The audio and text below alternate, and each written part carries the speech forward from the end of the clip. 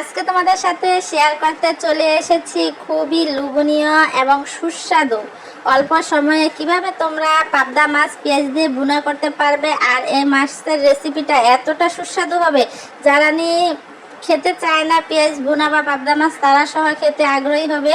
তো এর সাথে কিন্তু একটা দুর্ঘটনা আজকে তোমাদের সাথে শেয়ার করবো ভিডিওর মাঝখানে। চলো রেসিপিটি শুরু করা যায়।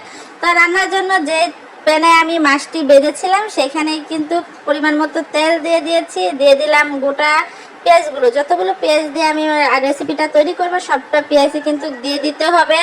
সবটি পেঁয়াজ দেওয়ার পর দিয়ে দিতে হবে পরিমাণ মতো লবণ। লবণটা দেওয়ার কারণ হচ্ছে পেঁয়াজটা তাড়াতাড়ি সিদ্ধ হয়ে যায়, আর পেঁয়াজের গায়ে যে পানিটা থাকে সেটা কিন্তু খুব তাড়াতাড়ি ছেড়ে দেয়।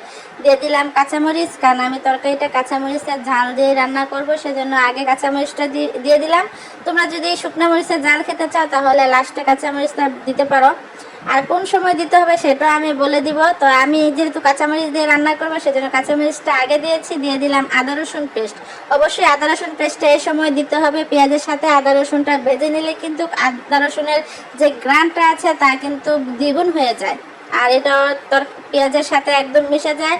তার আদা রসুন পেস্ট অবশ্যই দিতে হয়, কারণ না হয় পেঁয়াজ তরকারির স্বাদ পাওয়া যাবে না, আর এটা নষ্ট হয়ে যাওয়ার সম্ভাবনাও থাকে। দিয়ে দিলাম পরিমাণ মতো হলুদের গুঁড়া, সামান্য একটু মরিচের গুঁড়া, তারপর একটু পানি দিয়ে এটাকে ভালোভাবে নেড়ে চেড়ে কষাতে হবে।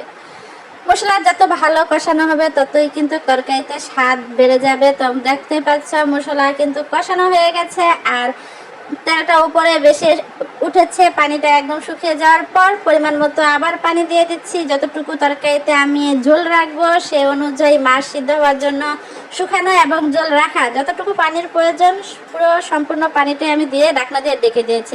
প্রায় 5 থেকে 10 মিনিট পর ঢাকনাটা আমি তুলে নিয়েছি। ঢাকনা তোলার পর দেখতে পাচ্ছি একটা বলক চলে এসেছে। ওই অবস্থায় আমি সবগুলো ভেজে রাখা পাবদা মাছ একে একে দিয়ে দিচ্ছি। আর তোমাদের সাথে যে দুর্ঘটনার কথা বলেছি সেটা হচ্ছে, আচ্ছা যখন আমি এই পাবদা মাছগুলো ভাজতে গিয়েছি এতে কিন্তু প্রচুর তেল ছিটে। আমার একটু খেয়াল ছিল না, বলে না যে সাবধানতা বজায় না রেখে কাজ করলে যা হয় আর কি। তো আমার মনে ছিল না যে পাবদা মাছ তো প্রচুর ছিটে। আমি সামনে থেকে মাছ ভাজতে গিয়েছিলাম, তারপর তেল ছিটে আমার ফেসের মধ্যে তেল এসে বিভিন্ন জায়গায় ঠোসা পড়ে গেছে। তো তার তোমাদেরকে অবশ্যই বলি পাবদা মাছ ভাজার সময় একটু দূর থেকে ভাজবে বা ঢাকনা দিয়ে ভাজার চেষ্টা করবে। তো দেখতে পাচ্ছ আমার মাছগুলো দেওয়ার পর নেড়েচেড়ে মিশিয়ে ঢাকনা দিয়ে ডেকে রেখে দিলাম।